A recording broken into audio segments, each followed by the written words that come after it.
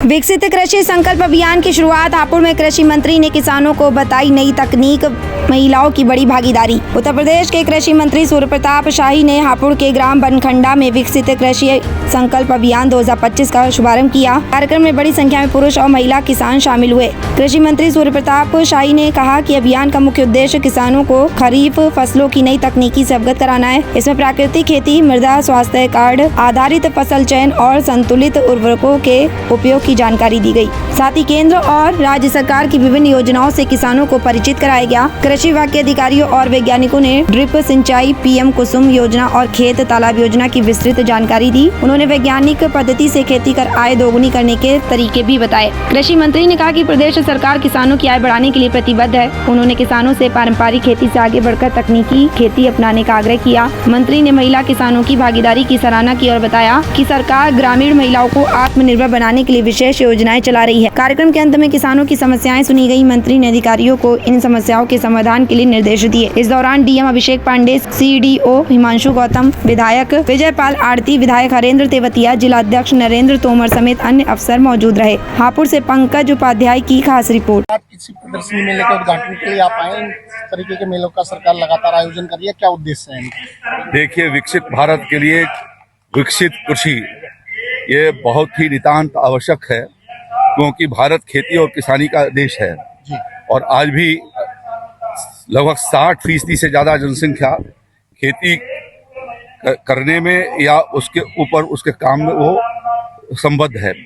इस नाते कृषि क्षेत्र के भीतर हमारा उत्पादकता बढ़ाई जा सके, नई तकनीकी की जानकारी किसान भाइयों तक पहुंचाई जा सके, जो हमारी मिट्टी का जो क्षरण हुआ है विगत वर्षों के भीतर, उसके बारे में किसानों को जानकारी दे करके किन उपायों से उसको बेहतर बनाई जा सकता है, उसकी चर्चा उनके भीतर की जा सके। और खाद्यान्न के साथ साथ सब्जियों, फलों और पशुपालन और दूध, इन सभी क्षेत्रों के भीतर किसान अपने काम को करें, क्योंकि खेती का आधार ही खेती बाड़ी रहा है, जो पहले से परंपरागत ढंग से चलता आ रहा है। तो वह किसानों को, आज की नई पीढ़ी को उसकी जानकारी दे करके हमारे बहुत सारे किसानों ने ऐसे नवाचार किए हैं या उन्होंने खेती के क्षेत्र में अपनी सफलता पाई है, जो आज बहुत अच्छे से बढ़िया तरीके से वो देश के बहुत सारे सामानों का एक्सपोर्ट भी कर रहे हैं।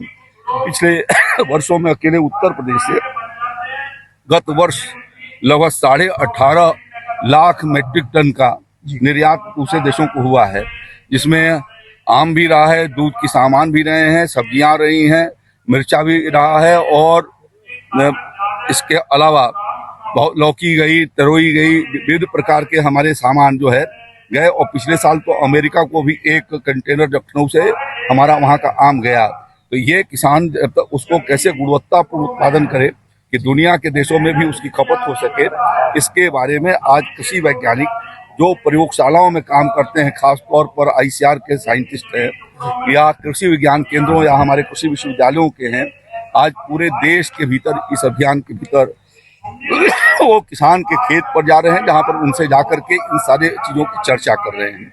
जिन किसानों ने अच्छे प्रयोग किए हैं उनके खेतों तक भी जाते हैं और उनको अपने लैब में भी कैसे अपने फील्ड के ऊपर वो टेस्ट करके उसे और कैसे बेहतर बना सकते हैं, उस दिशा में काम करते हैं। आज बहुत तेजी से जलवायु परिवर्तन हो रहा है और जलवायु परिवर्तन भी खेती के क्षेत्र के बारे में एक चुनौती है। इस नाते जलवायु प्रतिरोधी, मौसम प्रतिरोधी जो प्रजातियां हैं उनको विकसित किया जा रहा है, उसके बारे में किसानों को जानकारी दिया जाना, फिर उसके टाइम शेड्यूल के बारे में दिया जाना कि वो कब से कब तक के भीतर लगाएं, क्योंकि यदि जो फसल जून महीने में 15 जून तक लगनी है, यदि हम जुलाई में लगेंगे तो उतनी पैदावार वो नहीं दे सकेगी। ये सब उनको भी जानकारी हो सके, इस नाते यह बहुत ही माइक्रो लेवल पर आज वैज्ञानिक गाँव की ओर चले हैं और उनको इस बात की चर्चा करें। इसी के साथ साथ दलहन और तिलहन के उत्पादन को भी बढ़ाया जाना। तिलहन और दलहन आज भी हमारे देश के भीतर आयात किया जाता है और बड़ी मात्रा, करीब 2 लाख करोड़ रुपए तिलहन और दलहन के आयात में भारत सरकार खर्चा करती है। हमें अपने देश को आत्मनिर्भर बनाया जाना है। उस दृष्टि से भी ये आवश्यक है कि दलहन और तिलहन का उत्पादन हमारे देश के किसान भाई करें। उसमें उत्तर प्रदेश की बहुत बड़ी भूमिका है और यह अभियान हमारा 29 मई से लेकर के और 12 जून तक ये चलने वाला है। उत्तर प्रदेश के लगभग 1135 स्थानों पर इसी प्रकार की चर्चा और परिचर्चा हम लोगों ने आयोजित किया है। हर जिले के भीतर हमारी 3 टीमें बनी हैं जो 9 स्थानों पर प्रतिदिन जाएंगी, जा रही हैं।